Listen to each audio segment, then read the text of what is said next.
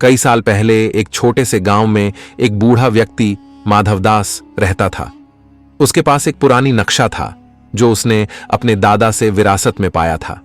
कहा जाता था कि यह नक्शा एक चमत्कारी नदी का रास्ता दिखाता है।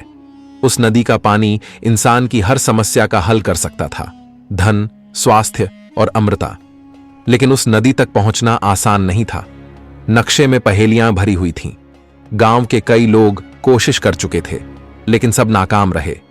एक दिन माधवदास ने गांव के युवकों को बुलाया और कहा, जिसे सच्चा साहस और समझदारी है वही इस नदी तक पहुंच सकता है। 3 युवक आगे आए, राजू, जोश और समीर। माधवदास ने उन्हें नक्शा सौंपा और कहा, ध्यान रहे, लालच में पड़ना मत और हर कदम सोच समझ कर रखना। यात्रा शुरू हुई। सबसे पहले उन्हें एक घने जंगल से गुजरना पड़ा। वहां एक गुफा के पास एक पत्थर पर लिखा था, जो सच्चा साथी है वही आगे बढ़े। राजू ने अपनी झोली से खाना निकाला और सभी के साथ बांट दिया।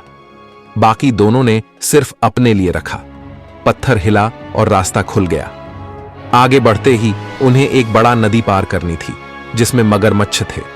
नदी के किनारे एक लाठी पड़ी थी।